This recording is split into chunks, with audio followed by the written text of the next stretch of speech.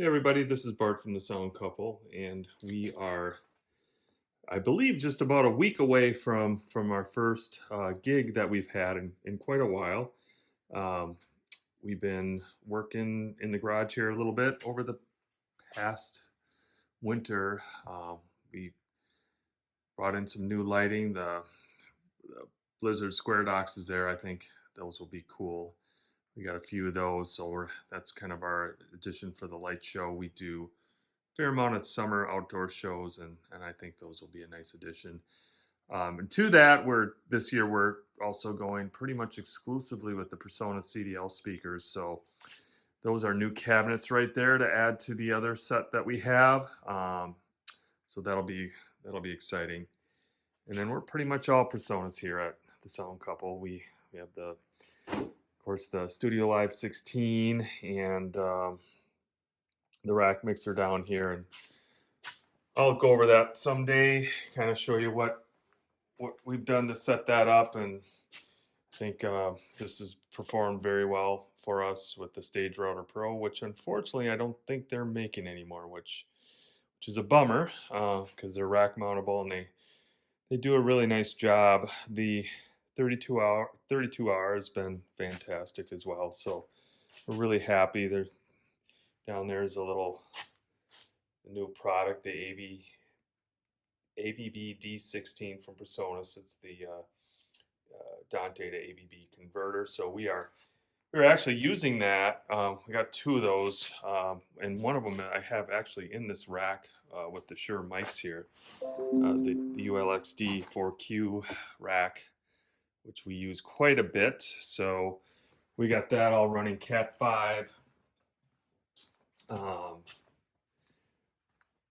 so you can probably see the unit here. So we're running Cat 5 here, one for control and one for audio.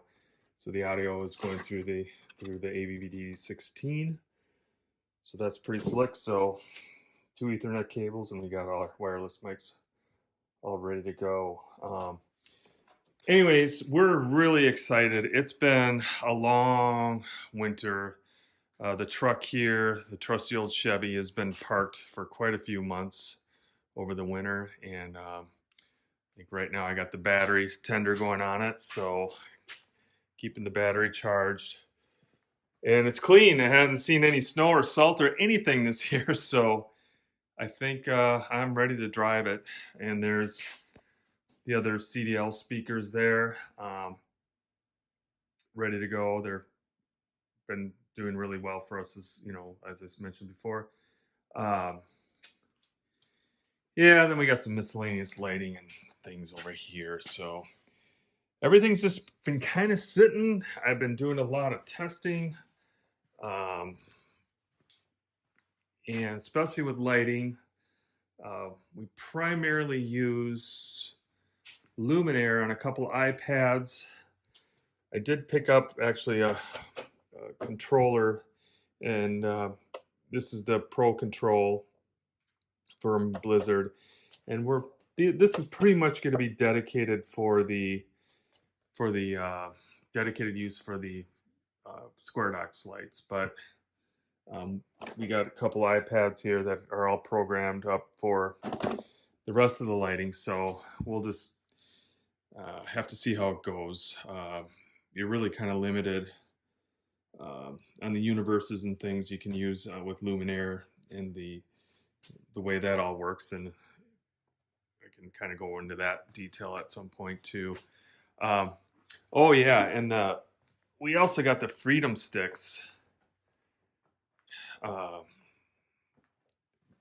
Perhaps you can see this. Our space here is used for a lot of things. It's a garage. It's our workshop for pro audio and lights and motorcycles, I guess. So yeah, these are great. Picked these up last year, and they're just, they're battery operated. We got the controller for them, so we can run the DMX. It's from Chave. Sometime I'll show you that too. But these are really cool light. We got like 8 of them. You put these on the stage, they're really quick, and man, they just make a difference. Got a lot of good compliments on those. So we're excited to have those and really excited to see these. And actually, if you've never seen these lights before, uh, they're really solid. I mean, this isn't, of course, this is kind of some kind of plastic, but all of this is steel, or, steel. It's not cheap. It's not cheap. And the fixture itself is really solid. I mean, on some of this stuff, you buy it and you're like, could they have made the metal any thinner? Could they have, you could just tell they just were squeezing every ounce of cost as far as keeping the cost down, but not these lights. And actually, with the squared oxes, you can, if you wanted to make a panel, you can do that with these. I don't think we'll ever do that, but you could literally just connect them, make as big a wall as you want. There's actually not a lot of videos out there on the use of them. So as soon as we get a nice outdoor show here coming up in the next couple months, I will for sure show these off, because I think these are kind of a secret weapon. They look really cool when they're on. Then kind of going back, finishing off the PreSonus stuff, we got the stage boxes here. I couldn't go back to the analog. They're just really slick, and just being able to patch and run Cat 5, it would be really hard to go back to analog at this point. Yeah, so the gig we got coming up, so we're a sound provider, and we mostly do band things. So think of the cover band, local cover band. We got a couple main customers or clients that we've worked with for years that provide most of our business, and we're pretty much weekend warriors here. So that's if I got a couple good clients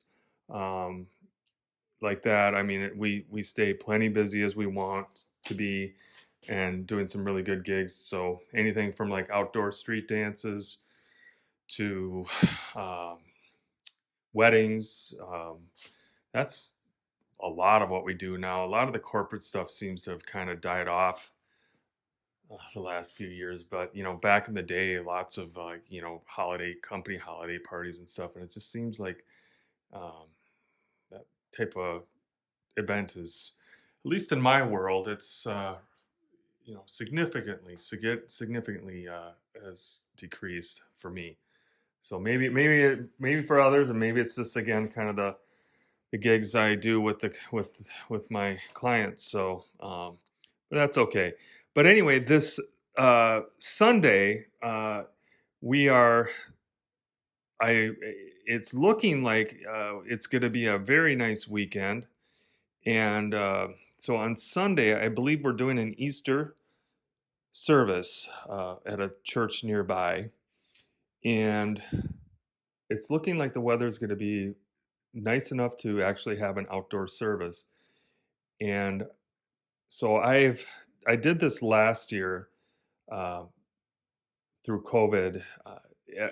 I don't know, so like from August through September, October, like 3 months of Sunday, and it was live music and the service, and then there was a concert afterwards. So uh, it worked out really nice. I mean, we got it down to where we could just pretty much walk in and have the system up in no time and have everything ready to go. COVID has changed our workflow. Still trying to figure that out. I'm very hands-on. I like to talk into mics and get things kind of checked out beforehand, and it's a little bit different when you don't want to be touching things, and certainly getting your mouth, spit on anything, and then be sharing microphones and all that stuff. So um, it's, I think the last gig I had was October, so this will be, um, man, I sometimes I have to think, do I actually remember how to do this? But that's why I think Sunday is going to be a really good first kind of getting back into this again. because I don't think there's going to be a whole lot for music in the sense of like a band. So the things we typically do. Well, hey guys, we're just kind of kicking this all off, and I got so much to talk about. I've been wanting to do this for so long, and I've been doing sound now for well over 20 years, and so I look forward to sharing my experiences.